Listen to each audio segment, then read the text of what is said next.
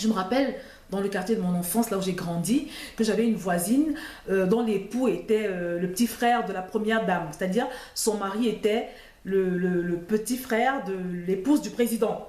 Donc, à chaque fois qu'on passait devant sa maison, qu'il y avait des gens qui passaient devant sa maison en faisant du bruit, en discutant, elle ouvrait sa fenêtre et disait attention, arrêtez de faire du bruit. Ici, c'est la famille présidentielle. Tout le monde l'avait remarqué dans le quartier à cause de ça. À chaque fois, c'était arrêté. Ici, c'est la famille présidentielle. Donc, cette femme était remplie d'un sentiment de supériorité, du simple fait qu'elle était la belle-sœur de l'épouse du président. Elle n'avait même pas de lien avec le président lui-même. Elle n'était que l'épouse du frère de la première dame. Imagine, bien aimé, qu'en tant que fils de Dieu ou fille de Dieu, tu es l'enfant du roi des rois. Tu es l'enfant du président des présidents. Parce que la parole de Dieu nous dit que Dieu est le roi des rois, le seigneur des seigneurs. Il est la plus haute personnalité de tout l'univers. Est-ce que tu peux accepter cette réalité aujourd'hui?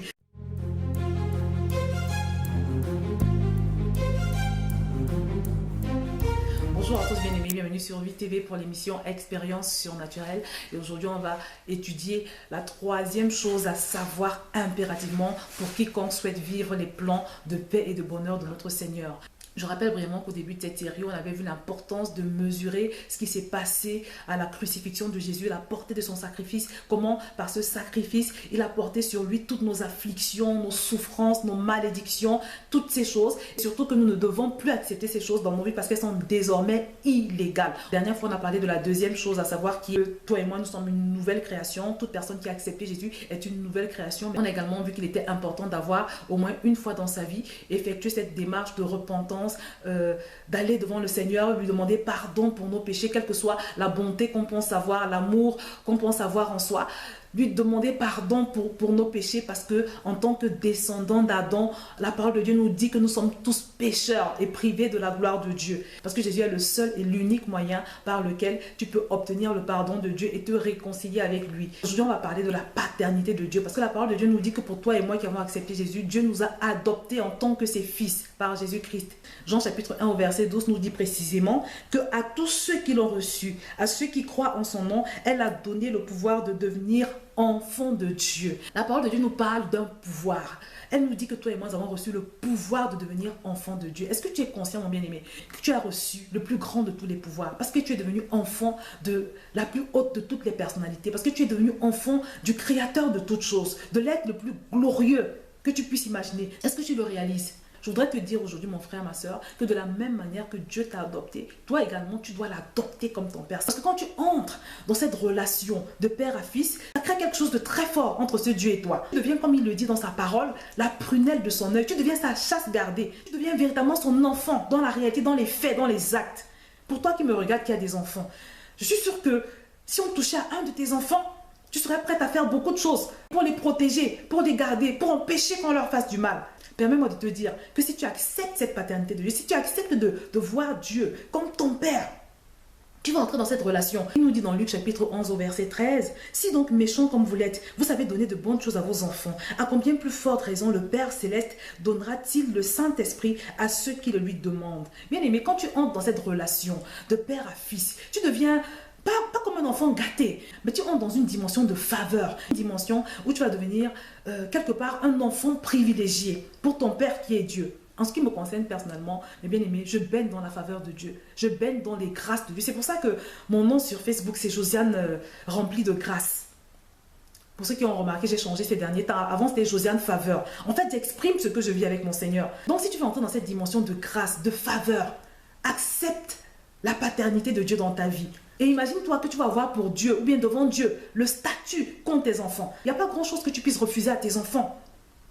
Tu vas devenir un enfant de Dieu, de la même façon que tes enfants sont tes enfants à toi. L'autre grand avantage d'accepter par la foi la paternité de ton Dieu, c'est que ça va te permettre de passer dans une autre dimension spirituellement parlant. Parce que tu dois savoir que le royaume des ténèbres fait la différence entre les personnes qui marchent dans la foi de leur statut de fils de Dieu, par rapport à celles qui marchent dans l'information simplement de ce qu'ils sont des enfants de Dieu. Satan discerne les personnes qui marchent dans la foi de ce qu'ils sont. C'est pour ça que j'insiste beaucoup ces derniers temps sur le fait que tu dois savoir ce que Dieu a fait à la croix pour toi au travers de son Fils Jésus-Christ. Tu dois marcher dans la foi également de la nouvelle création que tu es. Aussi, comme je l'ai dit aujourd'hui, tu dois marcher dans la foi de ce que tu es un fils de Dieu. Parce que la parole de Dieu nous dit que la foi est un bouclier qui éteint les traits enflammés du diable. Si tu veux devenir une terreur pour Satan, accepte par la foi la paternité de Dieu. Parce que cette foi va te placer spirituellement sous la coupe de Dieu. Imagine-toi un peu les démons dans le règne de l'esprit là. Ils vont te voir à chaque fois sous la coupe du Père, sous la coupe du Père. Et la parole de Dieu nous dit que si Dieu est avec toi, qui peut se tenir contre toi? Quelque chose de puissant de manifester la foi qui va matérialiser la paternité de Dieu dans ta vie. Accepter que Dieu est ton Père est quelque chose qui va te permettre de changer ta façon de te considérer. Pour tous ceux qui souffrent de problèmes d'estime de soi, par exemple, tu vas pouvoir dépasser ces choses. Je me rappelle, dans le quartier de mon enfance, là où j'ai grandi, que j'avais une voisine dont l'époux était le petit frère de la première dame. C'est-à-dire, son mari était le petit frère de l'épouse du président. Donc, à chaque fois qu'on passait devant sa maison, qu'il y avait des gens qui passaient devant sa maison en faisant du bruit, en discutant, elle ouvrait sa fenêtre et disait attention, arrêtez de faire du bruit. Ici, c'est la famille présidentielle. Tout le monde l'avait remarqué dans le quartier à cause de ça. À chaque fois, c'était arrêtez. Ici, c'est la famille présidentielle. Donc, cette femme était remplie d'un sentiment de supériorité, du simple fait qu'elle était la belle-sœur de l'épouse du président. Elle n'avait même pas de lien avec le président lui-même. Elle n'était que l'épouse du frère de la première dame. Imagine, bien-aimé, qu'en tant que fils de Dieu ou fille de Dieu, tu es l'enfant du roi des rois. Tu es l'enfant du président des présidents. Parce que la parole de Dieu nous dit que Dieu est le roi des rois, le Seigneur des seigneurs. Il est la plus haute personnalité de tout l'univers. Est-ce que tu peux accepter cette réalité aujourd'hui? Le Dieu créateur du ciel et de la terre, le Tout-Puissant, celui devant qui tout genou fléchit. Tu es sa fille, tu es son fils. Est-ce que tu peux le réaliser aujourd'hui et commencer à manifester les attitudes qui vont avec? Les attitudes de distinction, de sainteté. Est-ce que tu peux commencer à te voir différemment? Est-ce que tu peux commencer à te voir au-dessus des démons qui t'attaquent chaque jour? Est-ce que tu peux commencer à te voir au-dessus des circonstances adverses en tant que fils ou fille de Dieu? Est-ce que tu veux commencer à avoir le dessus, la domination sur les esprits qui t'attaquent ou qui attaquent les personnes de ta famille? Est-ce que tu veux commencer à contrôler et cesser d'être contrôlé?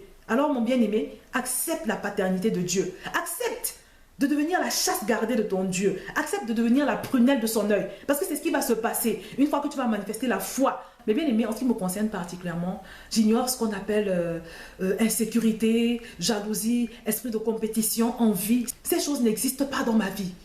Parce que je sais que je suis la fille du grand Dieu. Je sais que je suis la fille de celui qui a le dernier mot. Je sais que Dieu et moi, nous formons la majorité absolue en tout. Je sais qu'il est mon pourvoyeur. Je suis bénie, je suis favorisée, mes bien-aimés. Donc je n'envie personne et je ne jalouse personne. Si tu veux entrer dans cette dimension, accepte la paternité de Dieu qui va te permettre d'évoluer sous sa coupe, qui va te remplir d'assurance, qui va te remplir de faveur comme je l'ai dit, qui va te remplir de grâce. Prie pour cela si c'est nécessaire, mais adopte Dieu comme ton Père de la même façon qu'il t'a adopté comme son fils ou sa fille. Accepte cette réalité qui va te faire changer de statut, qui va te faire passer dans une dimension autre, qui va te faire entrer dans la dimension qui est véritablement la tienne. Est-ce que tu peux prendre l'engagement aujourd'hui de faire tout le nécessaire pour commencer à manifester ta foi dans la paternité de Dieu, afin que cette magnifique, cette merveilleuse réalité puisse également porter des fruits dans ta vie? J'espère que ta réponse est oui, mon frère ou ma soeur. Je vais m'arrêter là et je te dis à très bientôt sur VTV.